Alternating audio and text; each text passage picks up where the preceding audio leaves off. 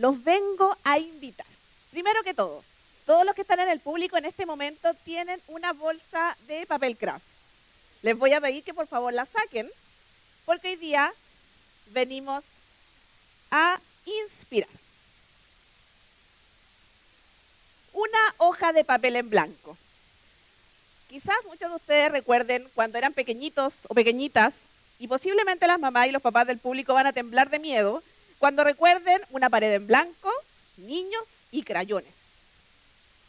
Quiero que piensen en ese momento cómo se sentía rayar esa pared en blanco. Se sentía hasta casi ilegal, ¿cierto? Esa sensación es la que quiero que empiecen a crear en el papel. La invitación es que en este momento cada uno de ustedes dibuje. Pueden dibujar durante toda mi charla, no hay ningún problema. Les voy a poner otro ejemplo. La playa.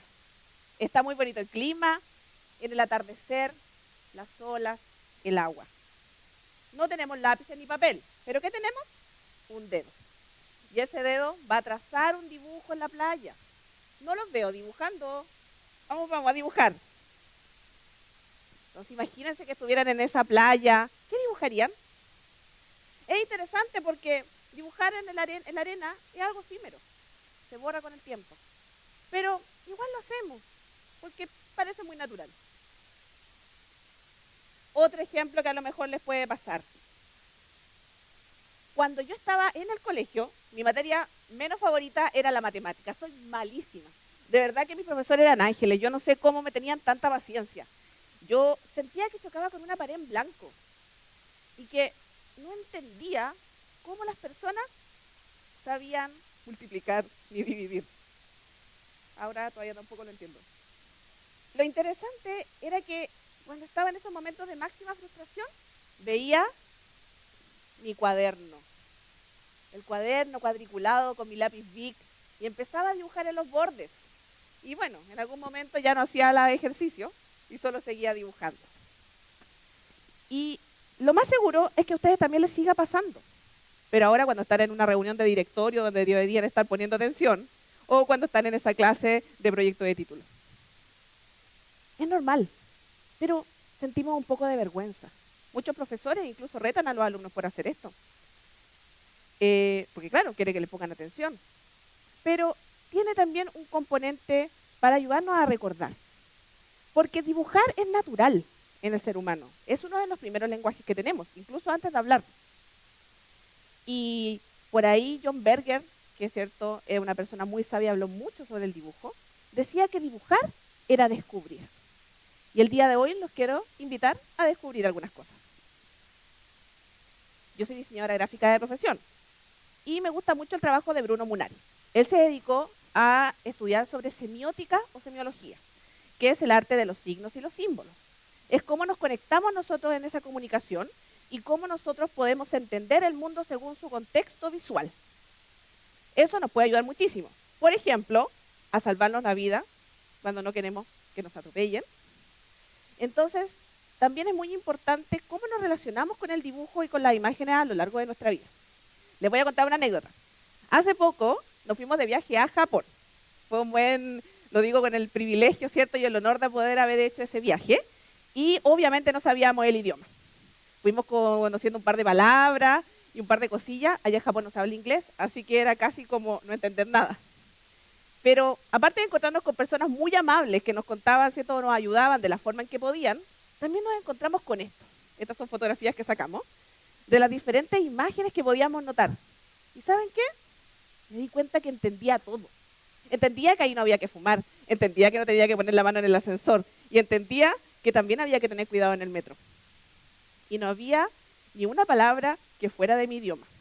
Incluso fuimos a un parque, que es un parque que tiene ciervos que están salvajes y andan caminando por ahí. Ese se llama el Parque de Nara. Y ahí nos encontramos con esta señalética que indicaba cómo hacer de que un ciervo no te pegara en el trasero. Yo voy a ser sincera, fallamos. Pero no quise poner la foto del culpable en esta presentación. Eso no fue culpa de la señalética, fue culpa mía. Pero independiente de eso, empecé a pensar, ¿por qué no usamos las imágenes? ¿Por qué no usamos el dibujo tanto como lo hacíamos antes? Quizás porque lo relacionamos mucho con lo infantil. Claro, los niños y las niñas dibujan todo, pero nosotros no. Porque quizá, ¿saben qué? Que de verdad, igual dedicarse al arte, no sé, puede ser complejo, económicamente hablando. Em, Quizás porque ahora está esa cosa de la IA generativa y, bueno, está de moda y más o menos funciona, ¿no?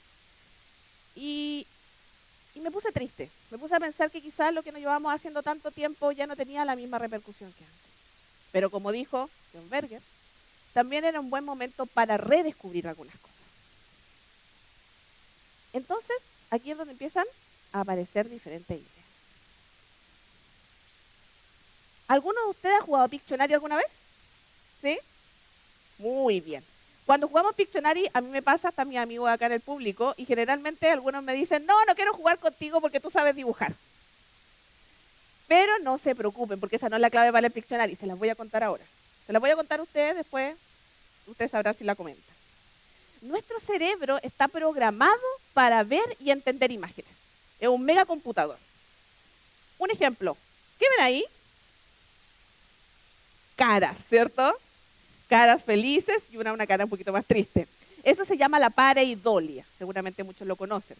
Y es normal, es como nuestro cerebro empieza a conectar las imágenes y nos empieza a dar información. También podemos verlo en las leyes de Gestalt y en muchos otros elementos donde nuestro cerebro empieza a reunir información. Entonces, si yo quiero dibujar un gato, no tengo que hacer un gato perfecto, ¿cierto? Todos podemos ver esto que está compuesto por figuras simples y podemos identificarlo como este animal. Lo mismo sucede si, por ejemplo, quiero dibujar una casa que se compone por un cuadrado y un triángulo, o a lo mejor quiero dibujar un panda que tiene un rasgo muy importante que son sus manchas. Eso se le llama los rasgos pertinentes. Y eso está grabado en toda nuestra mente. Nosotros pensamos también con imágenes. Entonces, desde ahí fue que les quiero contar sobre nuestro trabajo de dibujona. Llevamos más de 20 años haciendo esto mismo que estamos contando ahora, que es invitar a las personas a dibujar, a ilustrar y a crear sus propias historias. Esto empezó hace muchísimos años atrás con esto que está acá. Esto es un plato de ravioles. Y esta historia, ¿cierto?, viene gracias a Oscar, que es el fundador de Dibujona, que se juntaba junto a sus amigos cuando estaban estudiando como mechones en la Universidad Católica del Norte y no tenían dinero para poder comprarse un almuerzo. ¿Y qué es lo que hacían? Tomaban fideos, pasta, o sea, fideo, queso y además mucha salsa. Y a eso le llamaban una dibujona, que es comer o comilona con dibujo. Y así es como parte, ¿cierto?, de esta agrupación que es Dibujona y que lleva, como les contaba, más de 20 años trabajando en talleres, charlas y actividades para invitar a las personas al mundo de la ilustración, el cómic y la narrativa gráfica. Y así como empezaron las dibujonas con poquitas personas y con los amigos, también empezaron las dibujonas con más personas. Y después las dibujonas fueron siendo una parte muy importante, ¿cierto?, de la vida de estas personas dentro de la universidad, dentro, ¿cierto?, de su ambiente escolar, de su ambiente, ¿cierto?, estudiantil. Y ahí se empezaron a hacer más eventos, empezaron a venir invitados de todas partes de Chile que nos contaban cómo ellos se dedicaban al arte y cómo también habían tratado de seguir dibujando. Y ahí vinieron invitados de todas partes del mundo, gente que había trabajado para Marvel, para DC, y nos empezamos a encontrar con otros como nosotros. Porque dibujar es un acto bien solitario. Ahora que los veo a todos ustedes, cada uno puede dibujar tranquilo con su propia hoja de papel. Pero cuando lo asociamos con la reunión, pasan cosas bien interesantes. Porque si pensamos quiénes son los que dibujamos solos, muchas veces no es por gusto. Puede ser por timidez, por casos de bullying, ¿cierto? Chicos y chicas que son parte de, que tienen cierto trastorno de espectro autista, ¿cierto? También porque muchas veces la timidez sobrepasa, ¿cierto?, nuestras capacidades de comunicarnos verbalmente. Pero la comunicación sigue ahí. ¿Y dónde está? En el papel, en el dibujo. Y eso es lo mismo que me pasa a mí con las matemáticas. Quizás a nosotros no nos pase, pero muchas personas tienen esta muralla blanca, este muro, ¿cierto?, al frente para poder comunicarnos con palabras. Pero ¿qué podemos hacer? Comunicarnos con su propio medio y lenguaje, que es dibujar. Y empezó a pasar algo bien bonito, que fue la creación de esta comunidad.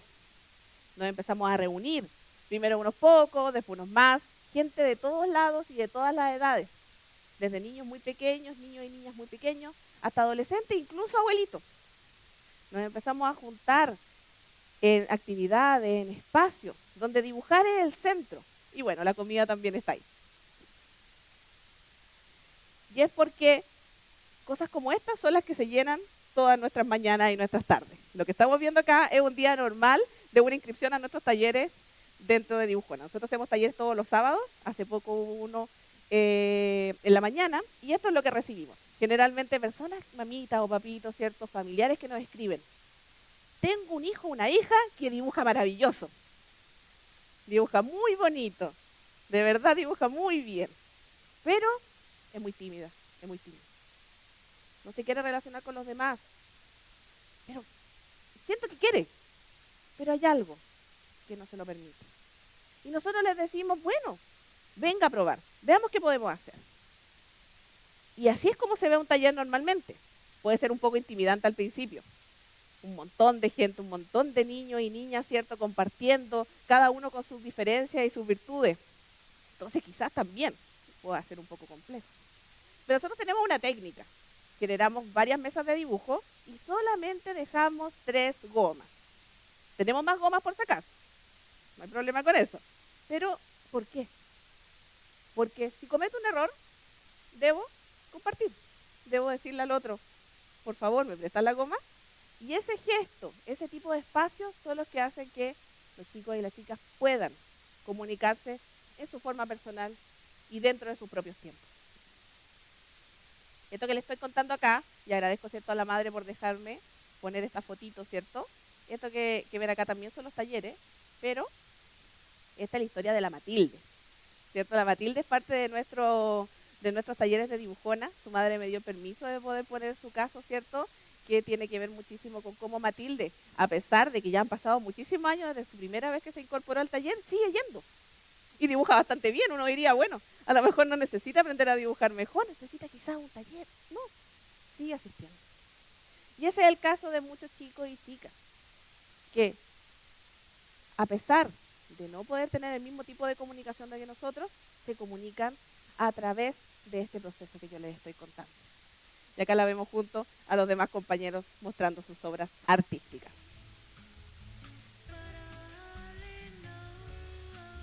¿Cierto? Porque si nos damos cuenta y volvemos al comentario, esa pared en blanco que nosotros tenemos, esa hoja en blanco, se transforma en un momento también para encontrar algo nuevo.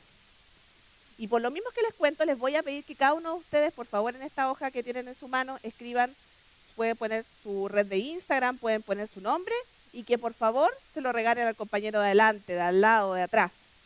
Porque eso que estamos haciendo ahora y ese pequeño gesto es lo que efectivamente nos va a ayudar a tener una mejor comunicación. Porque dibujar es para todos y todas. Muchas gracias.